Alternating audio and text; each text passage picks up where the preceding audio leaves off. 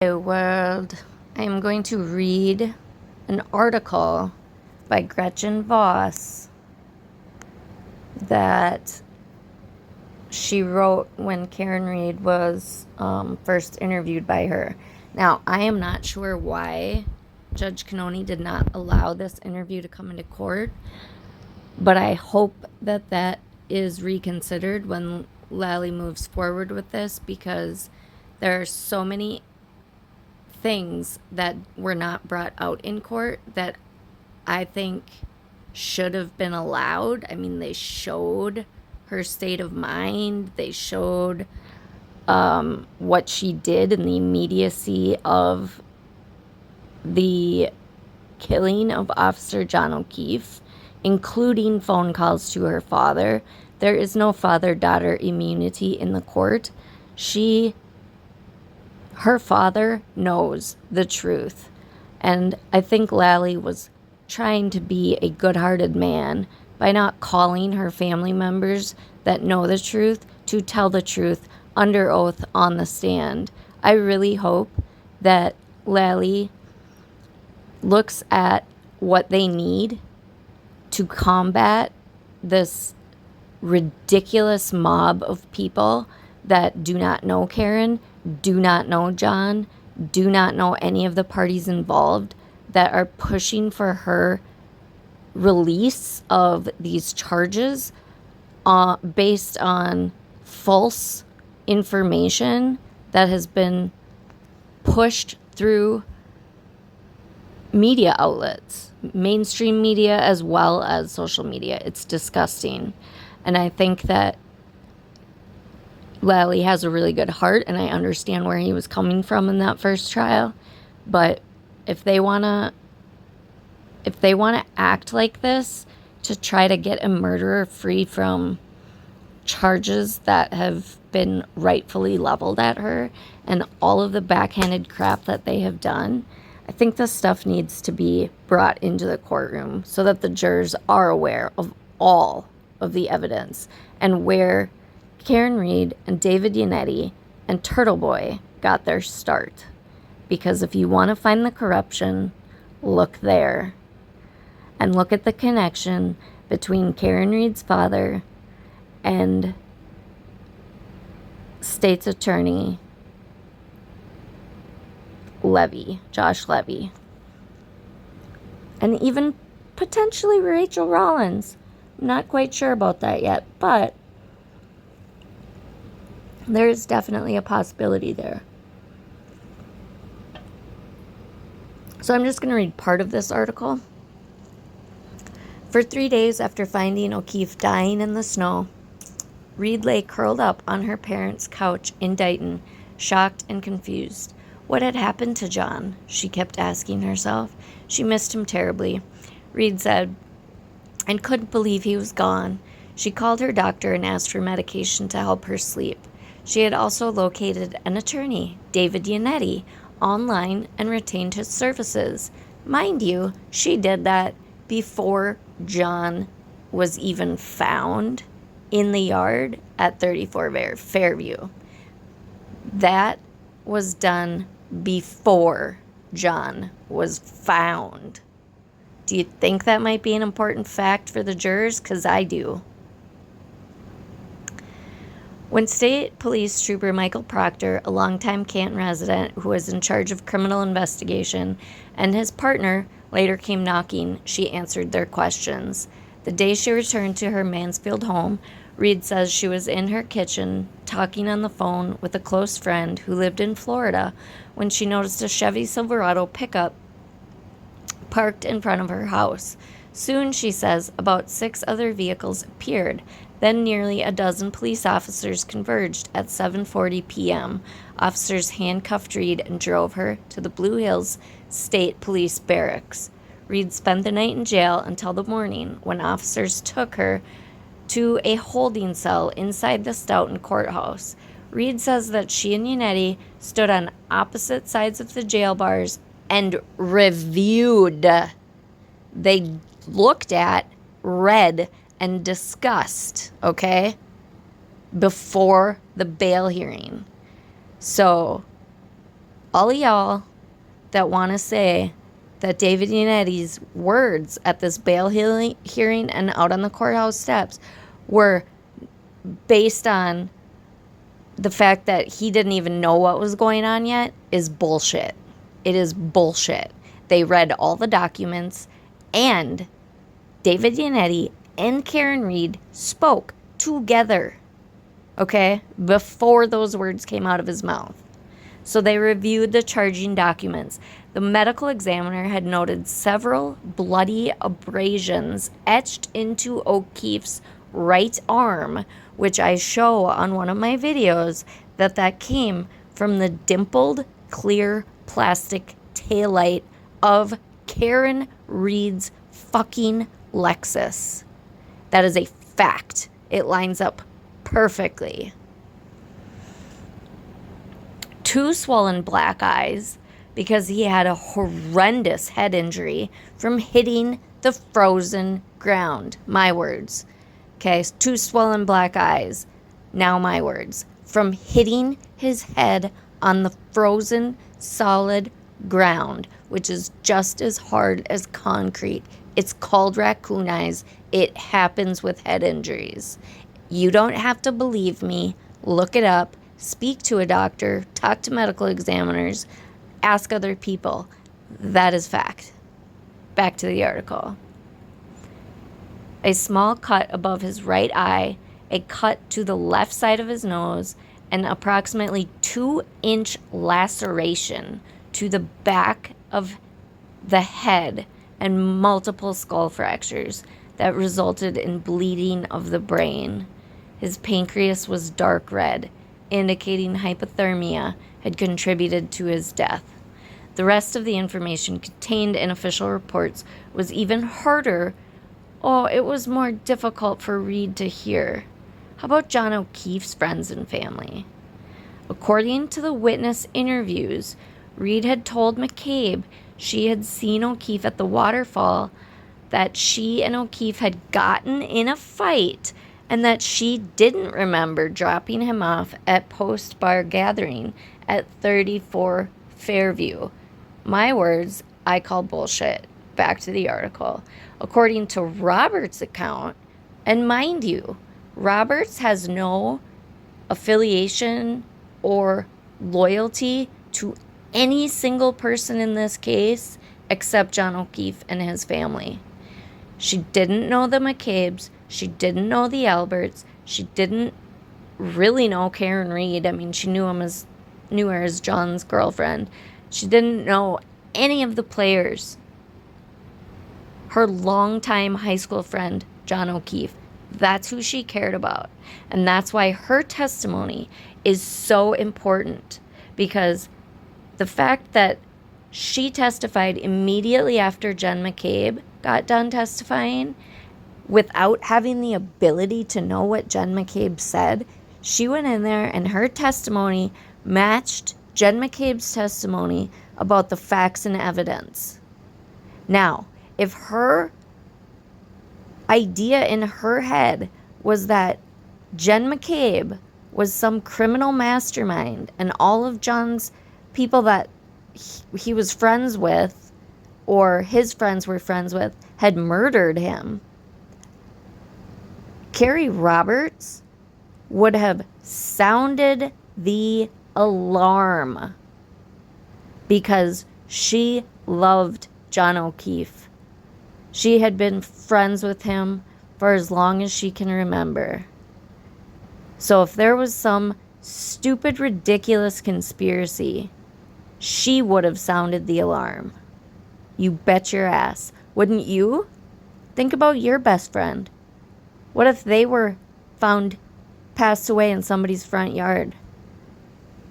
What would you do? Would you help cover up the people that were responsible for their murder? Or would you get to the freaking facts, figure out who was responsible, and push forward with that? Because that's what happened here. Back to the article. According to Roberts' account in the charging document, Read was so drunk that night that she told Roberts in the morning that she didn't remember anything from the night before, though she had wondered Why would you wonder this? My words again. She had wondered if O'Keefe was dead or got hit by a plow. Okay, now my words. Would you wake up in the morning without your husband or boyfriend or wife or girlfriend next to you and think, goodness, we were drunk last night. I don't remember what happened. I bet you my significant other was dead and hit by a plow. Would that be one of the first thoughts that entered your mind? Would that be like the millionth thought that entered your mind? Probably not. It probably wouldn't enter your mind at all. In my world, I would think that, okay, we got in a fight and I dropped him off, and so he must be passed out on somebody's couch. Or, in Karen's twisted, ridiculous mind, let's say he was fucking somebody, okay? Then he was there. Would not go to, he must be dead and he must have got hit by a plow. Once again, I go to Lucky, who was a witness for Karen. Lucky, if you hear this, you were going to be the fall guy. She was going to set you up to take the fall. It is evidenced over and over again in the way that she handled herself and the things that she said. Why would she say that, Lucky? Why? What in the hell would make you think that your boyfriend didn't come home, so he was hit by a snowplow and he's laying dead in the street somewhere? That is so ridiculous. Back to the article. And that Read still seemed drunk that morning. Before Roberts, McCabe, and Read found O'Keefe's body, Roberts told police that Read showed them. Okay, Carrie Roberts told police that Karen Read showed Carrie Roberts and Jen McCabe her cracked right taillight, saying she had no idea how it happened the night before. When an emergency responder asked Read how O'Keefe had injured his face, the document stated, Read said, I hit him, I hit him, I hit him, I hit him. In addition, it stated that Canton police found a broken cocktail glass and multiple patches of blood in the snow where O'Keefe's body had been located that morning. The Massachusetts Special Emergency Response Team also found pieces of plastic, 2 red and 1 clear, in the same vicinity as John's body, items consistent with broken taillight of Read's Lexus. Again, the CERT team found those pieces of taillight at 5:40 something in the morning when Karen Read's car was being transported to and put in the Sally Port. There was no way to get pieces of her taillight over to the crime scene where there was media and press and a whole entire CERT team searching this area. Okay, they're not going to, Michael Proctor or whoever you think is involved in this cover-up is not going to bust Karen Read's taillight with a hammer, collect these pieces, put them in his pocket, swarm over to the crime scene, dig 3 feet under the snow to bury pieces of taillight or even sprinkle them on top of the snow. You think the media wouldn't have captured that on their cameras? You freaking think about this. It's so stupid. The document noted that officials seized the car and found that it had broken glass embedded in the rear bumper, a deep scratch and a dent on the right side of the rear tailgate, and 2 scratches plus some chipped paint on the right side of the rear bumper. Considering the evidence, all of the evidence that leads to Karen Read, my words, back to the article, police and prosecutors concluded Read was intoxicated when she backed up and struck her boyfriend and then drove off into the night. My words now, like a cold, callous bitch. Back to the article. In the holding cell, no sooner had Read and her attorney read the evidence being marshaled against her Then a bailiff came for Read. He led her, wide-eyed and terrified, she says, into Stoughton District Court, where O'Keefe's family and dozen of his friends and fellow Boston cops, you dicks who say he didn't have support there, they were there in full force until Turtle Boy and his bullshit crap with David Yannetti and Karen Read and her family, and then Alan Jackson leveled this ridiculous conspiracy, and then Judge Bev made the motion that none of this crap could come into the courtroom. So that's why officers were not there anymore supporting him and his family. You bunch of pricks who keep saying that. That is so bullshit and so cold-hearted and so mean. Look for the evidence. Find the facts before you start spouting off about shit that is not true. Okay, so O'Keefe's family and dozens of his friends and fellow Boston cops, including uniformed BPD Superintendent-in-Chief Gregory Long, packed the courtroom. On the other side of the aisle, Read's mother prayed as the judge arraigned her daughter on manslaughter charges. Then Read entered her plea, not guilty. Afterward, Yannetti, Read's lawyer, told reporters outside on the courthouse steps that his client, quote, was in shock and that O'Keefe's death had been an innocent accident. Read had, quote, no criminal intent.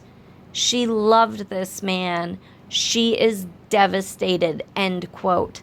That is what David Yannetti had said on the courthouse steps after him and Karen Read read all of the charging documents, looked at all of the evidence that was compiled against her, and discussed what their approach would be when they went in front of the judge. And Yannetti argues that it was an accident and that she had no criminal intent. So Megan Fox, I hope that you correct your record, because your bullshit statement that Yannetti wouldn't have said that because that would be really stupid. Well, guess what? This is exactly what he did, and it's proof right here in this article that was written at the beginning of this horrible tragedy.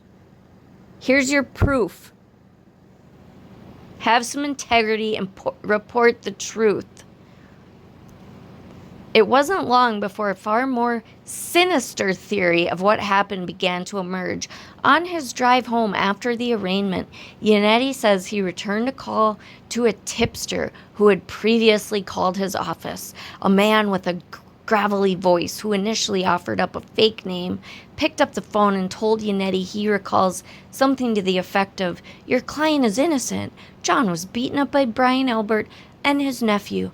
They broke his nose, and when O'Keefe didn't come to, Brian Albert, a freaking longtime Boston police officer and a federal agent, dumped his body on the front lawn of Brian's home." That's a really good plan, don't you think? A federal agent and a Boston police officer I think he was on a TV show, so he had some pretty serious responsibilities within that Boston police officer position.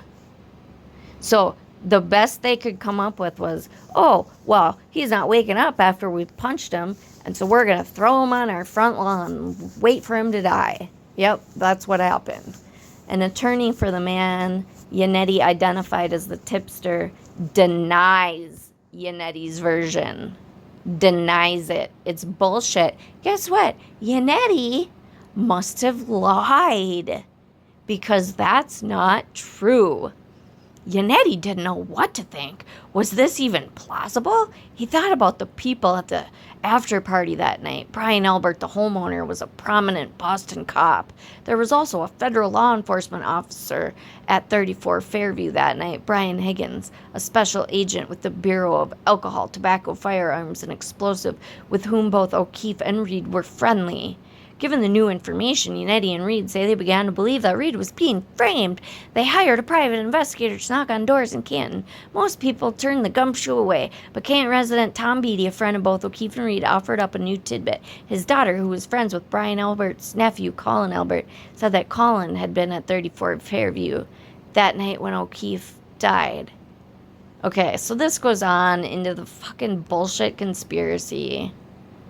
It's so gross. It's so gross. I'm not even going to dignify all of this. I'm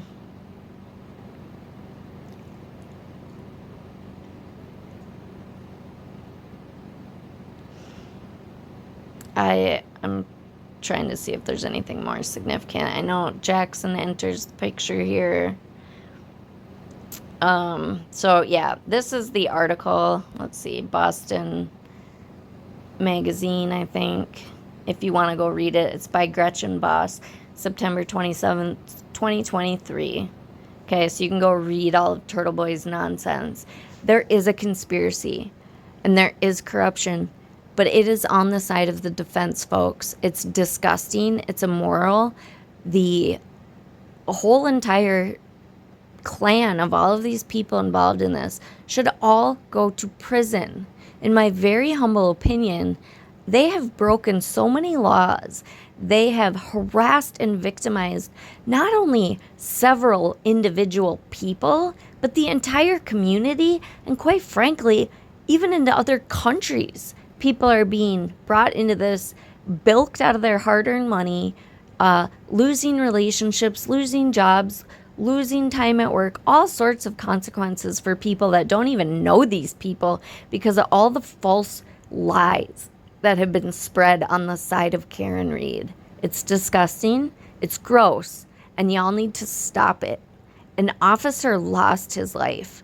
This man took in his sister's 2 children after both his sister and her husband passed away in their adult lives from his sister from cancer and her husband, I believe, from a heart attack within months of each other, I think. Like, just tragedy.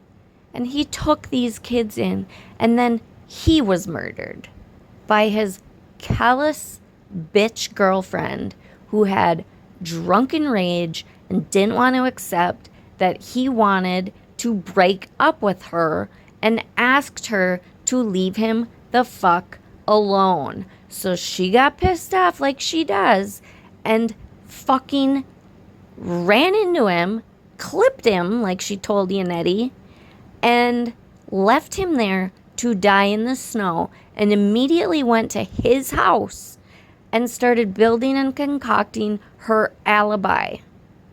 That's how cold and psychopathic and sociopathic this bitch is. She murdered him and left him to die by himself in the night, in the cold, of both horrendous head injuries and hypothermia. That's what happened here.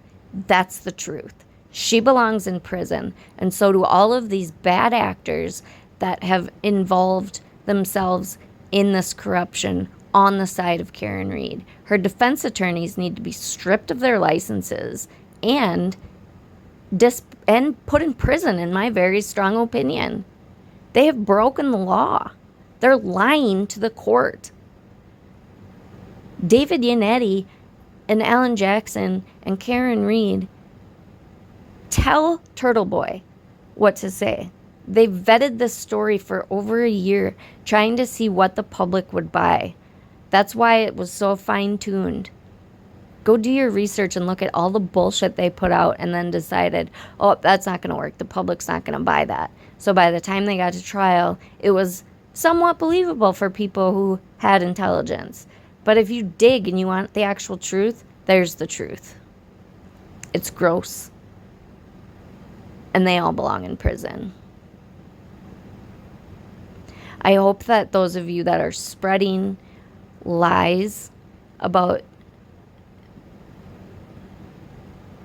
other citizens that were friends of John O'Keefe's, you're terrorizing their lives. How would you appreciate that if you lost your best friend and then you were accused of their murder? That's fucking sick. It's beyond sick. Get your heads on straight and think about if this is reasonable. Because it is not reasonable to think that people who loved John would first beat the shit out of him. For what reason? Because Higgins wanted to bone Karen? Doubtful. And even if he did, go for it. John didn't want to be with her. Okay? Let's get that clear. He tried to break up with her. Listen to the children. They were there. They heard it. They know that John asked her to leave. So they're going to beat the shit out of him because Higgins wants to bone Read? John O'Keefe would have said, fucking have at it. I want her out of my life. But beware. If you just want to get some, go ahead. But don't get involved with this bitch because she's fucking crazy. That would be what I would think that he would say. In some way. That's my way of saying it. This bitch be crazy. Okay? What reason would they have to beat him up? None. Okay? So now, a federal agent and a Boston cop and several other people, apparently, including a 17-year-old child, decided that the best way to hide what they did was to throw him in their front fucking yard and let him die in the cold by himself all morning while they go to sleep. That is, like, wrap your head around that. Is that logical? This is so beyond fucked up that, no, that did not happen. Not any of that, okay? John O'Keefe ended up exactly where many witnesses saw Karen Read and John O'Keefe the night before, okay? They saw them pull up. They saw that they were there. Then they think they left. The vehicle left. They didn't know where, figured they got in a fight and went home. So they went on with their night, went home and went to bed. And guess what? The next morning, Karen Read is making phone calls saying, Carrie, John's dead, and hangs up. Carrie Roberts said that on the stand under oath, that Karen called her and said, John's dead, and hung up the fucking phone. Why would she say that? Again, ask yourselves, would you assume that if it was your boyfriend or husband or girlfriend or wife that didn't come home after a night of drinking where you were fighting? She had already looked up lawyers. She had already figured out her taillight was broken. She told Jen and Carrie that her taillight was broken. There were taillight pieces found next to John's body. She said that she hit him, or she might have hit him, or did she hit him? Whatever fucking way you want to spin that, that would not be something in my head. Again, if my husband was found somewhere where I dropped him off in the front yard, dying the next day, I would be fucking inside that house in half a second, screaming and yelling, demanding what the fuck happened. None of that happened here. She didn't ask anybody what happened. Instead, she said, I hit him. I hit him. Did I hit him? Could I have hit him? Again, whatever the fuck you want to say, that's not a logical thing to think even. If you are innocent, if you think you dropped him off there and somebody else did this to him, you'd be demanding the truth. I would have turned to Jen McCabe and said, what the fuck happened here? None of that happened. She is screaming that she hit him. Use your common sense. You want to talk about reasonable doubt? That is not reasonable. No logical person can make sense of that ridiculous conspiracy. Just because some things were not done perfect does not mean that this bitch is innocent. Look at any police investigation. You will be able to find holes in any police investigation. That is why we have the court system. That is why it's an adversary process, to hold them accountable. But just because they didn't write something in their report, which, by the way, is not evidence. The jury asked for reports. Guess why they couldn't have them? Because they're not fucking evidence.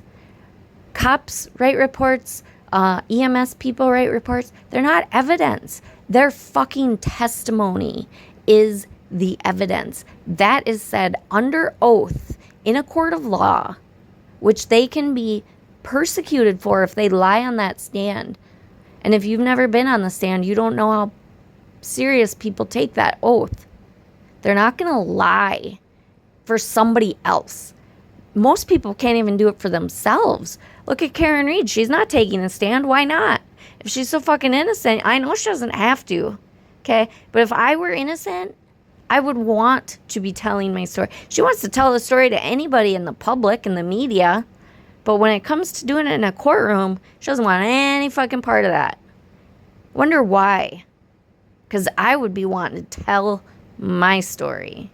And if I were innocent, you bet your ass I'd be telling my lawyers, I'm fucking going to tell my story. I don't give a shit what you say. Because lawyers can advise you, but they don't make the decision. Karen Read makes that decision. So she can pass the buck all she wants. But people with intelligent minds know that that is her decision.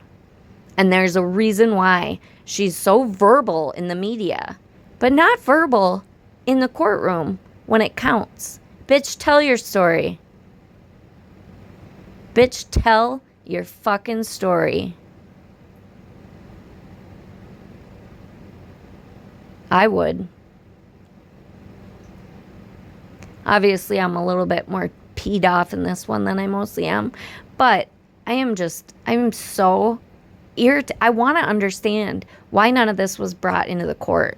All these frickin' people out there that are clamoring on about her innocence need to be shut the fuck up. Because here's the proof, bitches. Here is the proof. Yannetti talked to Karen. They read the charging documents. They went over all the evidence. And when they went into the courtroom and when they were on the courthouse steps, they said it was a tragic accident. There was no criminal intent. Why did they say that? Because they knew the evidence was there beyond a shadow of a fucking doubt.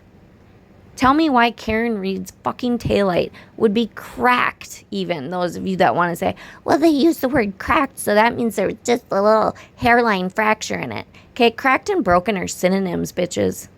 They're synonyms. So just because you think something doesn't mean that the person that said it thinks something differently. Plus the fact that there was snow covering that vehicle, as showed in the closing argument when Lally showed the side-by-side pictures of her vehicle. The snow was covering it. It was hard to see. But when you look closely, you can see. So yeah, if somebody just glanced at it, they might not think it was broken. Or they might think it was cracked. Or they might think it was shattered. They don't know. Okay? But they know that there's taillight pieces at the scene of the crime. And they know that her taillight is broken. So fucking tell me why, assholes. Tell me why. What are the chances of that happening? The one thing the ARCA guys did do, honestly, is say that, no, her taillight could absolutely not be broken by making contact with John O'Keefe's vehicle when Karen backed out of the garage that morning. It would not break from that. Thank you, ARCA, for at least conceding that, you fucking douchebag, dirty bitches. So, tell me why. Tell me why, Karen Read supporters, that the day that John O'Keefe is found passing away in his friend's fucking yard, there is a broken taillight on Karen Read's vehicle.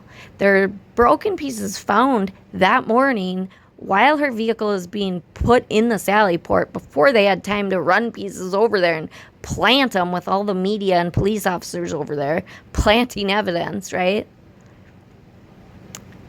But that taillight was broken before they picked it up from Read's parents, which you bet your ass her brother was trying to help her fuck with the key cycles, trying to fix the taillight, trying to hide all of the evidence that they could, but they didn't work fast enough. They got it the fuck out of John O'Keefe's driveway.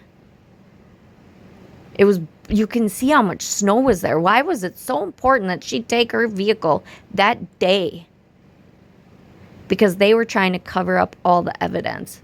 Because they're dirty and they're sick and they're twisted. And they don't want justice for John O'Keefe. So stop using his name for your bullshit causes. Because I hope they come down on everybody that has been misusing his name to raise money for his murderer. The people that are trying to free Karen are not for justice for John. Karen killed John. Full stop, period. You want to fight for her? Go for it. But stop fucking lying about it. And stop using her victim's name to try to get her out of fucking prison. It's disgusting. It is un-American. And I don't understand it. Help me understand why you want to free somebody who killed her boyfriend. You want her to date your son or nephew or cousin or brother next? If you feel that confident that she's innocent, why don't you set him up with her? So you get to know her a little bit better. Then see what you think. Please stop. I'm going to end this, but my puppy's giving me kisses. She says, "Stop being angry, Mommy." I said, okay, we want to spread love and light in the world, right? Yeah, we want to spread love and light in the world. Okay. So, I'm just trying to bring facts for the O'Keefe family because they have endured so much. And I can't imagine they have a lot of fight left in them. Good for Karen's team that they have no quit. Well, guess what? They've lost everything. The O'Keefe family. It's disgusting. Please vet your information. Please actually do your research. And please actually look for the truth, folks. It's there to find. And it's a very straight line from John O'Keefe and his death straight to Karen Read. Until next time, folks, I love you all. And so do my puppies. They say love and light. Yes. Love and light to all. Be kind to one another. And spread truth, not lies. I love you all. Mwah. Mwah. Until next time. You little silly girl.